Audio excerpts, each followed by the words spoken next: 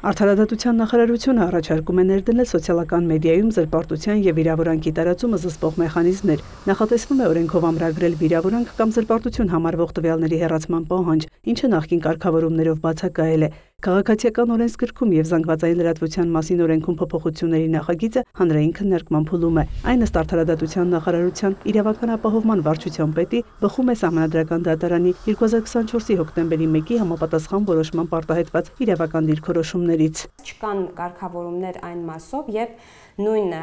զրպարտություն պարունակող փաստական տվյալները տարածվել են լրատվական գործունեություն չիրականացնող անձի կողմից եւ այս մասով Սահմանադրական դատարանը այս նորմերի բացակայությունը դիտարկել է հակասահմանադրական, մասնավորապես Սահմանադրության 31-րդ հոդվածին հակասող եւ անվավեր 31 հոդվածը հենց սահմանում է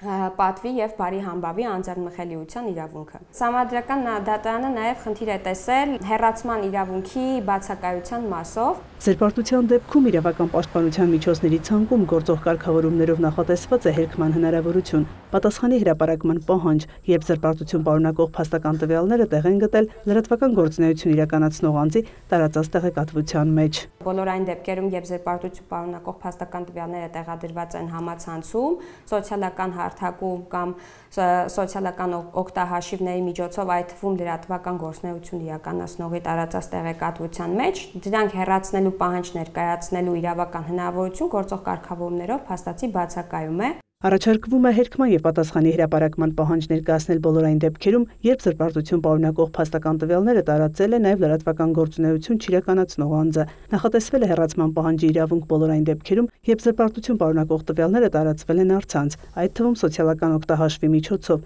անկախ նրանից լրատվական գործունեություն իրականացնող թե չիրականացնող անձն է տարածել։ Առաջարկում ենք, որպեսզի պատասխանատվությունը համաչափ լինի, այսինքն կարող է շատ օբյեկտիվ քննադատությամբ հոդված լինի, բայց այնտեղ ինչ-որ մի արտահայտություն կամ մի քանի նախադասություն, այսպես օրենքի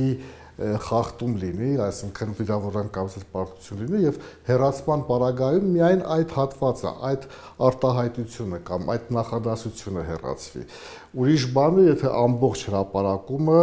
ուրեմն վիրավորանք է եւ պահանջը լինում է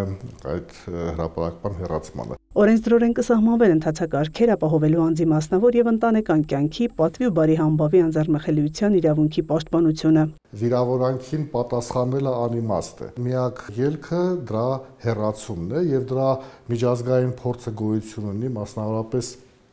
Եվրոպական դատարանը ունի որոշում Դելֆին ընդդեմ Էստոնիայի, որտեղ որ եւ լրատվամիջոցները եւ նաեւ ցանկացած լրատվական գործունեություն իրականացնող կամ լրատվական գործունեությունների չիրականացնող սոցիալական մեդիայի օգտատերերը, երբ ծանոթվում են այդ վիրավորանքի մասին, պետք է անհապաղ հեռացնեն։ Եվ այդ հեռացման ինստիտուտը մեզանում առաջին անգամ է կիրառվում։ Աշոտ Մելիքյանը նախագիծը համարում է հիմնավոր։ Դրա մտավախությունն է, թե որքանով իրավաչափ եւ օբյեկտիվ կկիրառեն դատարանները։ Մենք հիմա էլ ունենք օրինակներ, երբ դատարանները ոչ միշտ են բավականաչափ հիմնավորում եւ պատճառաբանում իրենց որոշումները եւ շատ հաճախ հասկանալի չի լինում, թե ինչու է սա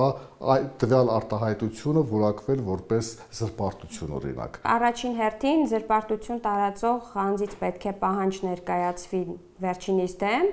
արտադատական կարգով, եթե նման համաձայնության չկան, արդեն դատական կարգով։ Նախագիծը ուղարկվել է շահագրգիռ մարմիններին ստանալու նրանց կարծիքը, բոլոր դիտարկումներն ամփոփելուց հետո փաթեթը ուղարկվի կառավարություն։ Մայա Խաչատրյան, Արտակ Գևորգյան, լուրեր։